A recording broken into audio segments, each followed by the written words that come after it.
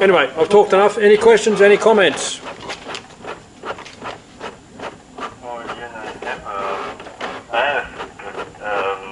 I'm quite surprised that, how much he has control over his program.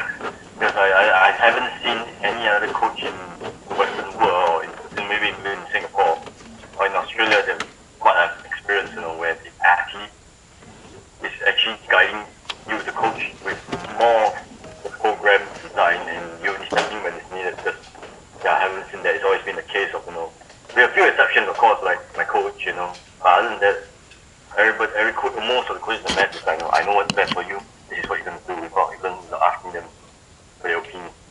It's not an Australian thing. The Australians have got the same attitude. They just tell the athletes what to do. So it's, you've probably got a little bit more authoritarian in the Singapore culture, but there's no different in Australia in that the coaches don't ask like that. This is a whole different approach to athlete preparation, and it's based on the athlete being so educated that they know how to give the answers. So it doesn't happen overnight.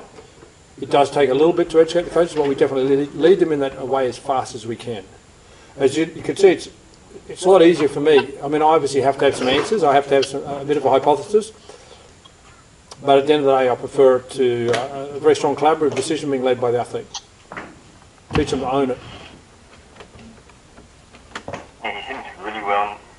He seems to know what when he explained to us about his body, it's like the awareness of him, what he's experiencing and what's best for him. Yeah, seems really well knowledge and educated. So he was in a situation where if he didn't develop that sort of familiarity and that sort of astuteness and that discernment, then he was not going to be able to play sport anymore. It was that bad.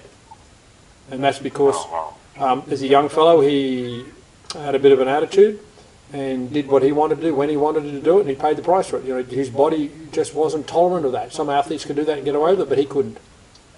So yeah, he's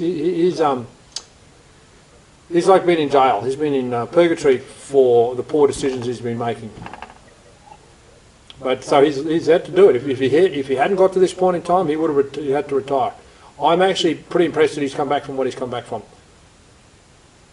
So that's caused him to be behind a lot of other athletes, and he hasn't been able to do the volume of training they've been able to do.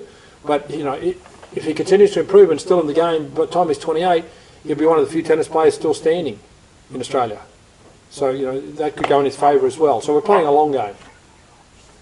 Yeah, with the input of the client, what I also picked up is that you learn so much about him. You learn how he thinks, you learn what he does, what he doesn't do. So I think this is something that I didn't pick up the last time, but now I picked that up. You learn so much about the client. Good. The more you... Good, and to see it live and working with a coach or with an athlete that you've worked with for a couple of years like that makes it a little bit of a different dynamic. But I'm pretty intolerant of athletes who ultimately take responsibility for their decisions. As I said, I don't expect that up front, and sometimes we do get resistance from some. But generally speaking, I guide athletes to become so educated that working with any other coach in their career is a disappointment. Because they know that the coaches they know the coach could be better, and the coach isn't better. So they get a bit frustrated, disappointed.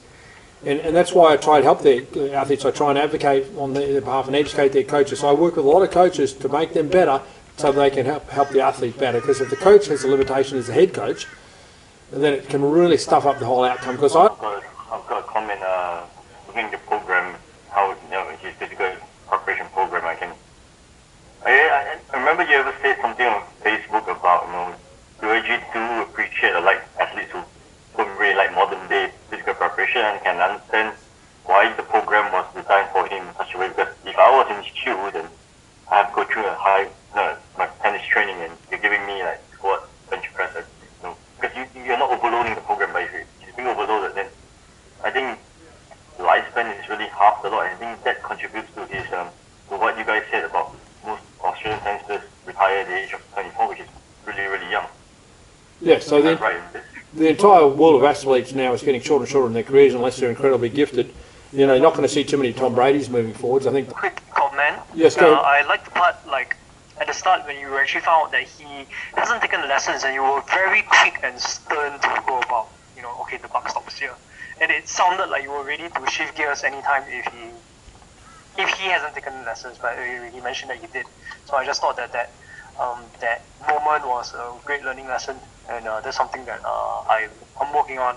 To succeed in sport at the elite level, it takes a certain mentality. It takes qualities and attitudes and effort. And I'm not just saying it's all about hard work, but it's a different psychology. And if you don't impart that expectation on the athlete, you're not helping them.